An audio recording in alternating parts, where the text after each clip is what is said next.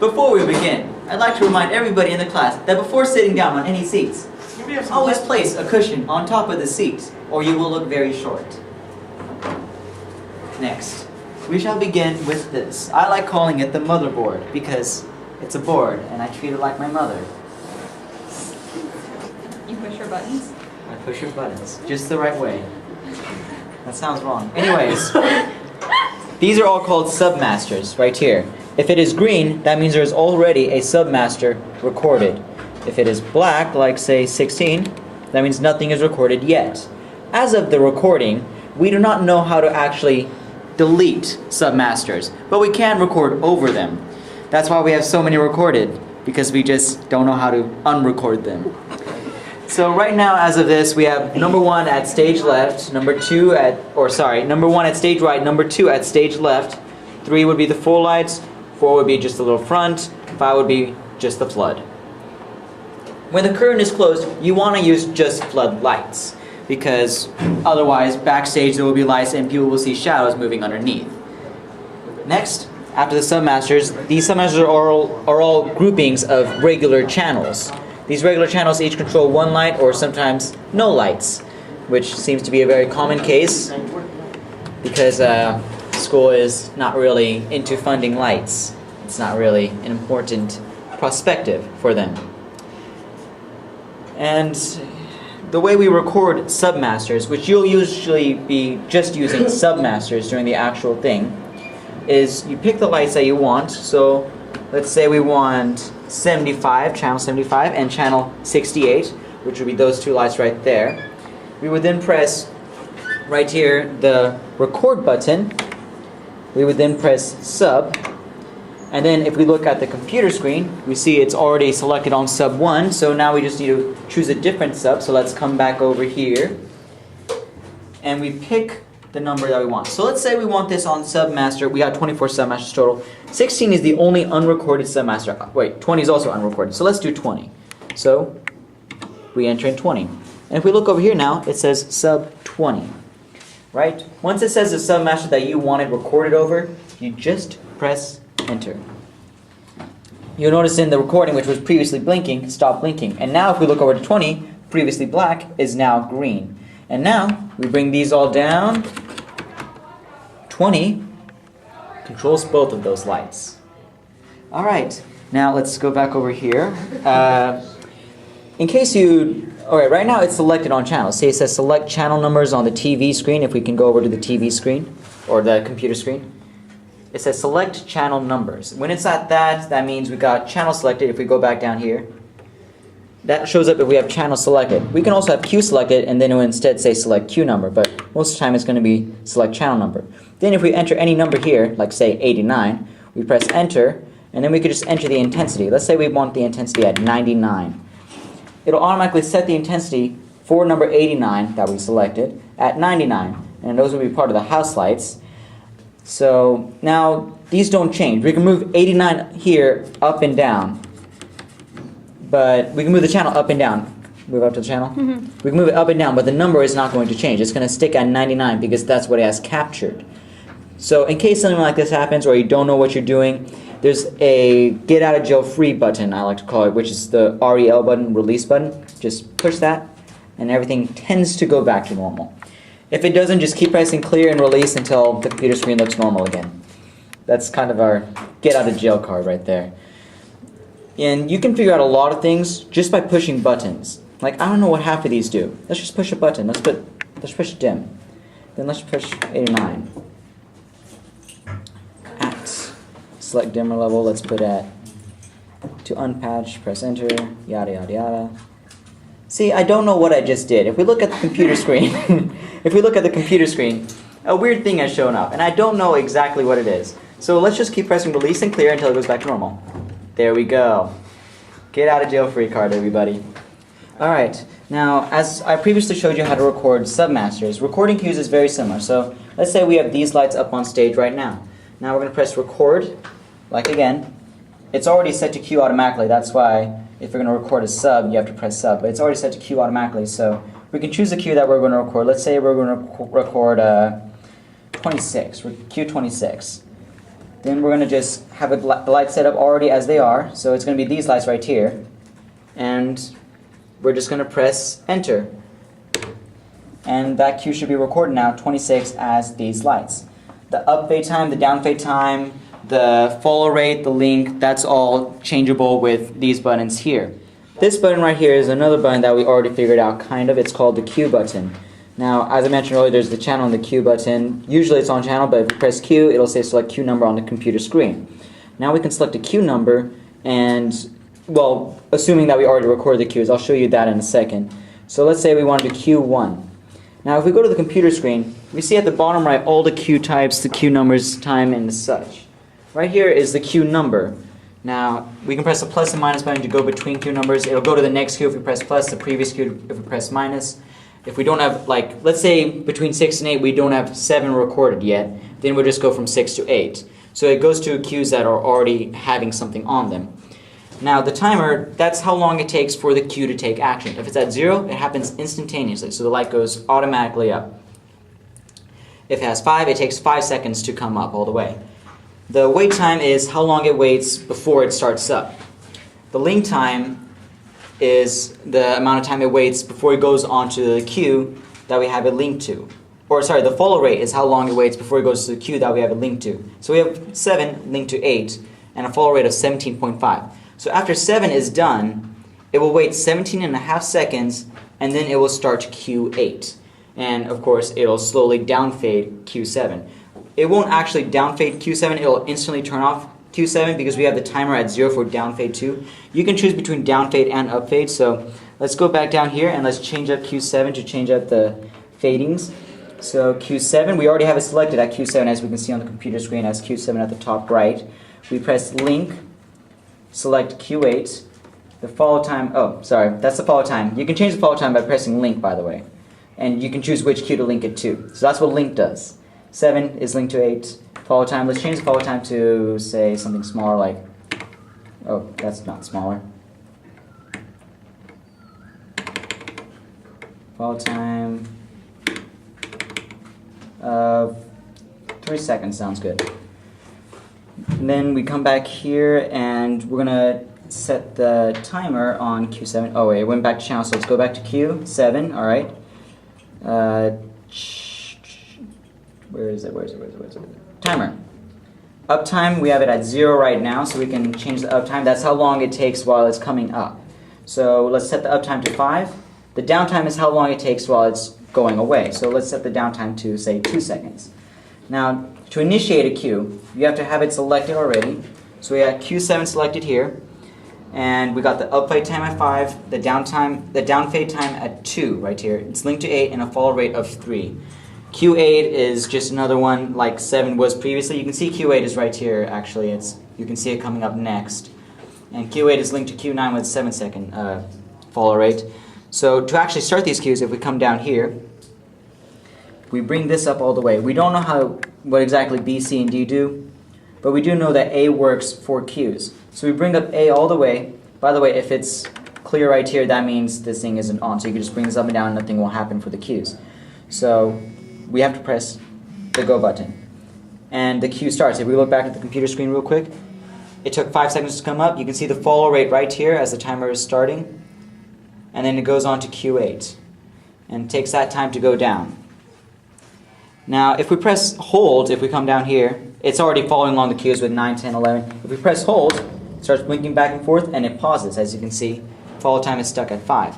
So in case something happens, you see a mistake happen on stage and you need to just stop where it's at, then you can just press the hold button as a little, hey, okay, wait a second, what's going on? And you can fix whatever you need to fix.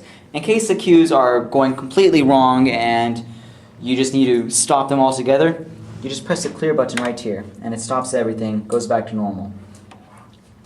Of course, this is like the master, just levels. So if you bring it up halfway, the cues only go up halfway and such forth. I have not explained the blackout and the master yet, so let's just put up some lights. Now, lights are fully up right now. If we bring the master, which is down here, if we bring this down to halfway, you go back on stage, you see the lights are about halfway. The master controls all the lights. So no matter what lights you have up, the master will control it, unless you have something captured. As I showed previously, if you put down the number, press enter, set the intensity, it captures it, and it will leave it regardless of where the master's at. Now, this button is another kind of get out of jail free card in case something goes wrong. You just press blackout, and everything turns off. No matter where it's at on stage or what the computer screen shows, it's all blacked out. And if you look back on the computer screen, actually, the numbers are still there. And it'll just show blackout at the top left blinking.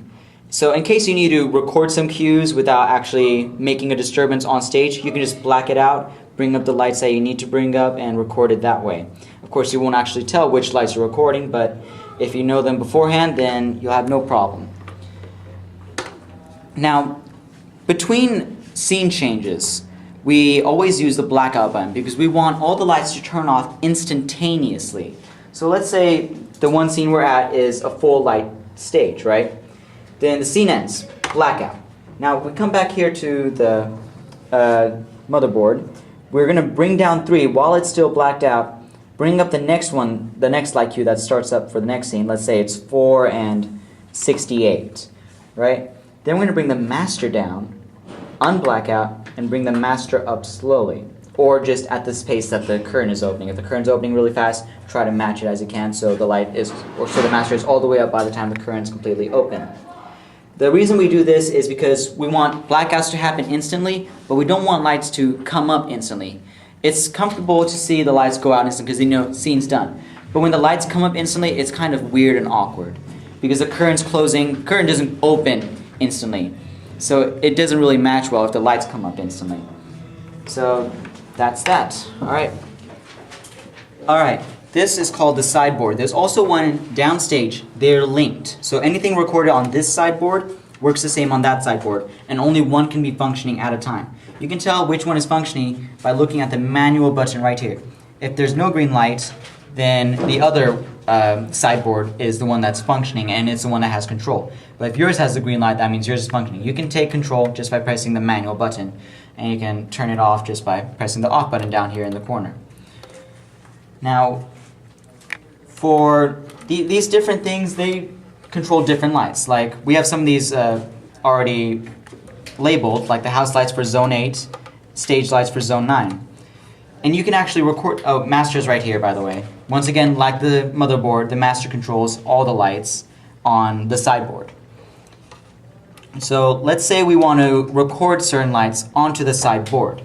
We have to have those lights on the motherboard. Right now, if you look over there by the motherboard and on the computer screen, I have Submaster 4 up, and that's like the frontal lights on stage. Now, if I want to record those frontal lights onto the sideboard, I press the record button here in the bottom left, take one of these zones that are already all the way down, and bring them all the way up.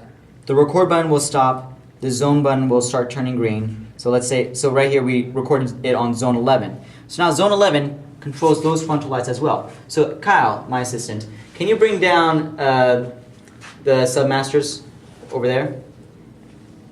Now, even though the submaster was brought down, the lights on stage are still turned on because now we have control of it over here on the sideboard as well.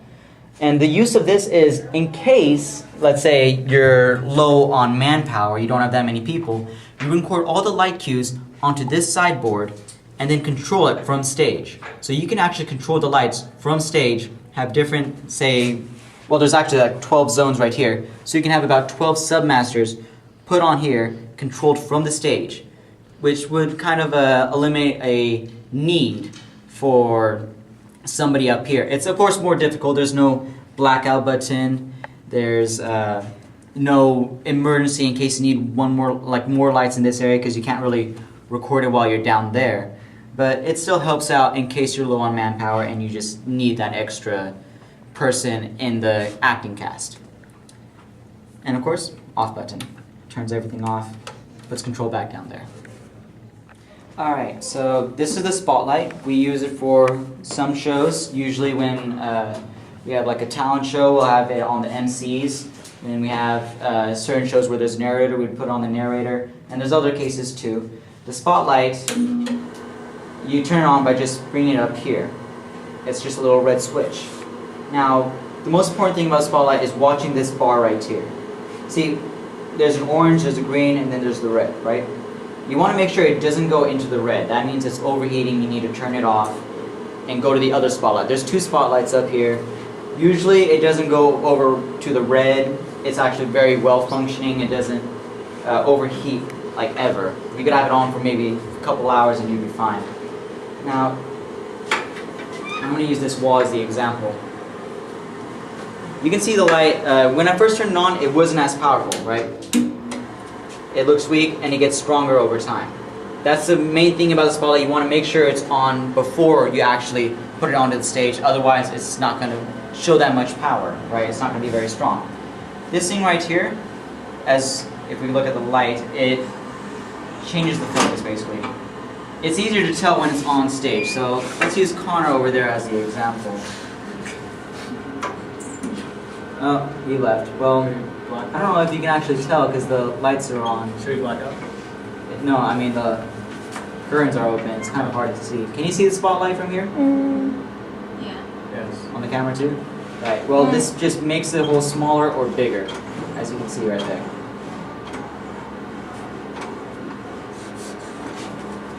And in case you're wondering which way goes which, clockwise makes it bigger, counterclockwise makes it smaller. This thing right here is usually what we use to close or open it, but this one I think is broken because it's not closing or opening, as you can see. But so once you need to turn the spotlight off, you don't actually turn it off. You just turn this thing this way, to the right, or to the left. I can't remember. Try it out. Find out for yourself. One of the two ways will just close off the spotlight. Then you can move it off stage or just to the side like we have it right now. And then you can turn it off, or you can just leave it on until you need to put it back on stage again. These different colors right here can change the color of it. You can bring up one color at a time. You can even bring up 2 colors at a time. The colors are labeled. And in case you need to just not have any colors, just this little switch right here, you just boop, just push it down. When handling the spotlight, there's a little front handle right here and there's a back handle right here. I like the front handle personally because you get to control it more at the front. Back handle is just more for stability. You almost always want to have at least one hand on the flicky switchy. That's what I'm going to call it now, the flicky switchy. Because that way, in case you need to turn the spotlight off, like at a moment's instance, or you need to turn it on at a moment's instance, it's right there in one of your hands. That's all you need to know for the spotlight. Okay, so the first thing you need to know when working in the auditorium is how to work the drops. Now, this is really important because at whatever time in a play or working backstage in any show, the stage manager might ask you to help them if something's going on. So the first thing you need to do is take off this ring like I did, and then you take off this right here, this red handle, you pull it down, and then from then on you would be able to move the drops. Make sure you say heads up when you move them. And then to close it back up, you do the same thing. And it will happen to you that you forget to move this part down and you'll be struggling, so just make sure you look down so you know. Okay, over here on the lights, these are the work lights here, and then those are the work lights for over there. Over here is how you work the heat and air conditioner in here. You just move it for the amount of time you want. A lot of these lights don't work, at least I don't know what they do, but this one turns on the light for the room back there where we have the microphones and stuff. And that's the one that says 3 and 4. Over here, you can manually work the lights. All you do is you turn up the master and press manual, and then you can start working them here. And then to turn it off, you just push everything down and then press off, and then the little off button will light up. You won't really be using those much unless an emergency happens or something like it did in our lip sync. So, but you will for practices, but not for real shows. So the labels for the drops are a little bit confusing, so I'll explain what they are. Border is the skinny long ones that we use to cover the lights. Okay, so over here, travelers are the black, bluish curtains that can close. So you can open them and close them, and they cover the whole stage. Screen is what we use to project things for the talent show, like our opening, beginning, or any video. You use the screen. Legs are what are used to cover people running around or working backstage. Those are the long ones, and there's quite a few of those on here. Scrim pipe is just where they hang. It's not lights. Other things that are not curtains. And everything else pretty much repeats. There's another traveler back here. I think they just don't have labels right. Okay, so over here is where we keep our, it's going to be dark so I didn't turn on the light, is where we keep our microphones and stuff. Here we have our mic stands, and in here is where we keep all our microphones. The ones we typically use are these ones in the red box because those are a little bit cheaper, so we use those to practice with. The more expensive ones, Mr. Capote will be taking out and using, and he'll let you know when they're being used. So if you have any questions about the things in here, Mr. Capote would be the person to ask. Hi, this is the backstage sound system. This is the system we'll use anytime that we don't have somebody running the other sound system. So the first thing you need to know is how to turn it on, which is up here in this right corner, the thing that says please turn off. Turn it on. You have a CD player. There are mic receivers. You don't need to worry about that stuff. And this is the levels, the volumes, all that stuff. Start with a CD player. You know, it's easy. Open and close. You open it, you close it. Sometimes it doesn't stay open. Just, you know, catch it. Like that. Perfect. Play button, pause button, you know how to work that stuff. Over here is the volume controls for the CD player. This one is labeled. The big thingy right here. What's it called? Slide thing. It's the main speakers that are located at the top of the thing over there. That's what the audience is hearing. But now, there's all these little knobs. Don't worry about the bottom two knobs, but this one right here, can you get a close-up on that? Can you see that? It says MON, that's the monitors. That's the sound that you'll hear backstage if we hit play on the CD player. You'll see what I mean.